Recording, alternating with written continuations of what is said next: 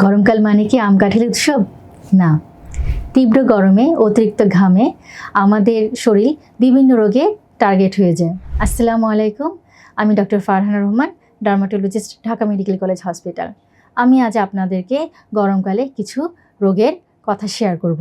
প্রথমত বলতে হয় ম্যালেরিয়া, যা আমরা বাংলা ভাষায় ঘামাচি বলি। এটি শিশু বয়স থেকে বৃদ্ধ বয়স পর্যন্ত যে কোনো মানুষের হতে পারে। অতিরিক্ত গরমে ঘাম জমে আমাদের ঘাম গ্রন্থির যে নালী আছে সেটি বন্ধ হয়ে যেতে পারে। ঘাম ত্বকের নিচে জমে লালচে দানার সৃষ্টি হতে পারে। সবচেয়ে বেশি হয় ম্যালেরিয়া রুব্রা। তাছাড়া আরও অনেক ম্যালেরিয়া টাইপ আছে, সেগুলো হতে পারে। সেজন্য আপনাকে ডেইলি অন্ততপক্ষে দুবার গোসল করতে হবে, ঢিলা সুতির জামা কাপড় পরতে হবে এবং যখন ম্যালেরিয়া হয়ে যাবে তখন রেজিস্টার্ড ডক্টরের কাছে আপনাকে আসতে হবে।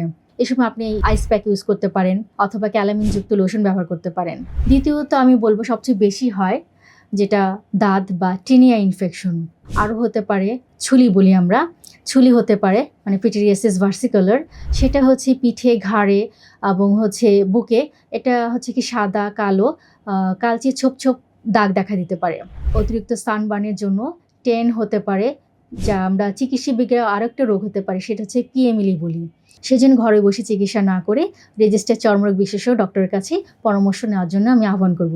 এবং নিত্য নতুন সচেতনমূলক বার্তা পেতে আমার পেজের সাথে সংযুক্ত থাকুন। জি, আসসালামু আলাইকুম।